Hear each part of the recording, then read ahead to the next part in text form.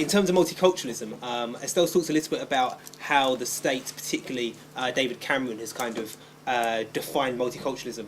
But I think, my perspective as someone who's kind of comes from more of a youth work background, is how it's defined within the kind of charity sector. So the nice kind of liberal, happy people who just want to help everyone.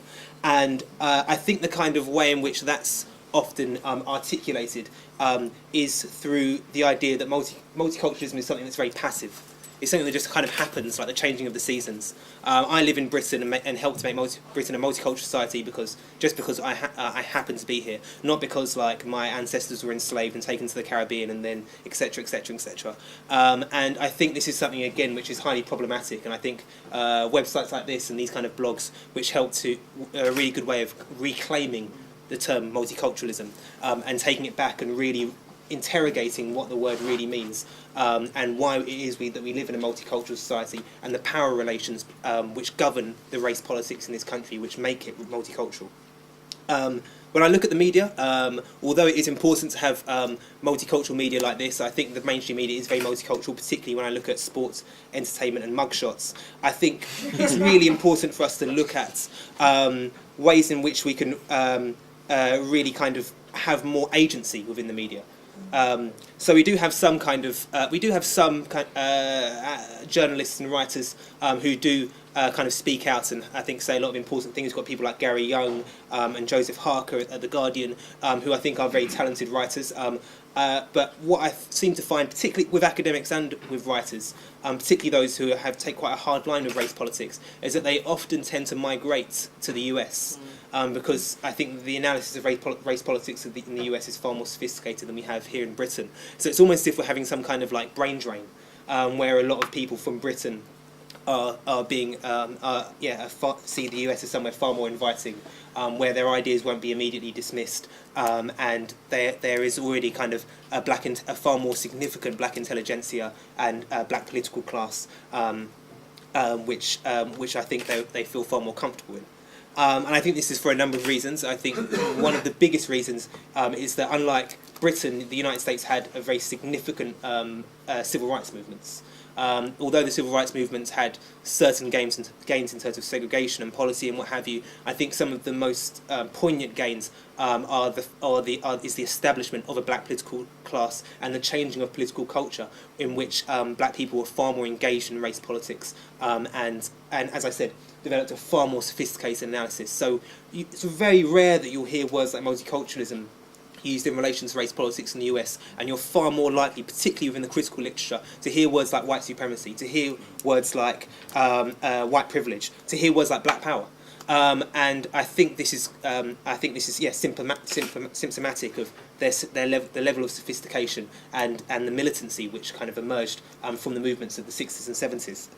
I think some of the most significant people which we can kind of think about and kind of learn from, I think, if we look to the US when we're thinking about how to create multicultural media over here, are the writers who began on blogs just like this, or in magazines like Ceasefire, who began with independent media, who were just writing within their communities or within their political or social groups. So you had people like Angela Davis, who would be writing pamphlets and things like that, which were very small and independent.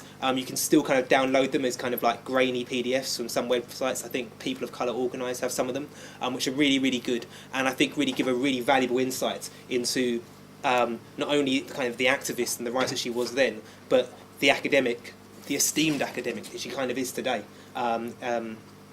And you've also, of course, had people like Elaine Brown, who edited the Black Panther newspaper, and now also is an academic, and also became chair of the Black Panther Party after Huey Newton went into exile, and is now also a really, really influential writer in the US. And I think what this really does, what's really important about this, and what this does, is this links writers, whether it be in academia or whether it be in journalism or what have you. It links those writers to the communities which they're supposed to be engaging with and talking about. And I think that's something that we have a slight disconnect with here in Britain. So you'll have people like Cornel West, or you'll have people like Michael Eric Dyson, who are very well-known African-American writers in the US on television, mainstream television, on entertainment programmes, something that is almost unthinkable here, inconceivable here in Britain. You don't really have academics on television in Britain. I think probably the most well-known academic with a television or media platform in Britain today is David Starkey. I can't think of anyone else who would be on a number of different would be on a comedy show, a news show, and asked to comment on the Queen's Jubilee. There's no one else, which is quite saddening to think about. And so I think building those links between our communities and the public in general, and writers is I think the first step that we need to take in order to do this. And I think one of the best ways we can do that is through these forms of independent media, because it's through these forms of independent media that our writing doesn't become diluted. It doesn't. We don't have corporate interests manipulating what's written. We don't necessarily have huge hierarchies of editors, so that by the time that our work is published, it looks completely different to when we first wrote it. And if we're able to continue writing and on this kind of platform and really think about the issues critically and have it published in this way, then what happens is we see people like Angela Davis or Elaine Brown, or even going a bit further back, even people like Frantz Fanon, who was editor of the El Mujahideen in Algeria during the Algerian War of Independence, which was obviously an independent publication at the time.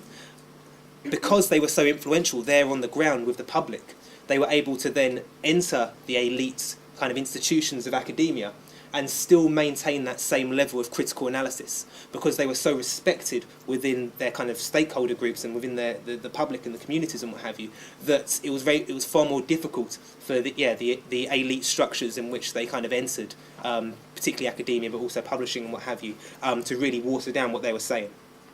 And I think if this were the case, if we had this in Britain, if we had this kind of culture that emerged from the civil rights movement or the anti-colonial movements or what have you, then we would have seen things, like Estelle said, like the riots being portrayed in a far different way. I think the most significant people who came out and talked about race politics following the riots, I think two people I can mainly think about. The first one is David Lammy. And I think he was in The Guardian today talking about how awful it was that the riots destroyed our relationship with the police. I don't know which Tottenham he lives in, but it's something that he's someone who we all know kind of toes the party line and isn't particularly critical, isn't really a critical voice for black communities. And I think the second one is Darcus Howe. Now, Darcus Howe is one of the few black British journalists who was very much embedded in communities during the 1970s and 80s, and he was kind of resurrected, if you were, in the immediate aftermath of the riots, but he seemed to disappear from our television screens almost as quickly as he emerged. And I think he's someone who is perhaps from a slightly older generation, who isn't really as in touch and isn't really as integrated into the communities involved in the aftermath of the riots as perhaps he would have been 20 or 30 years ago in the aftermath of Brixton. And given that he also used to write for New Statesman, as we know, he used to write, as you may know, he used to write for New Statesman magazine, and he would write on race politics. I think he wrote really well for New Statesman for a while. But as a lot of people are aware, the New Statesman magazine has been slowly shifting to the right over the past 10, 15 years. And I think this is because of, again, the corporate pressures, the fact that there isn't a kind of new generation of people writing about race politics and critical politics with the kind of esteem that people like Darcus Howe had.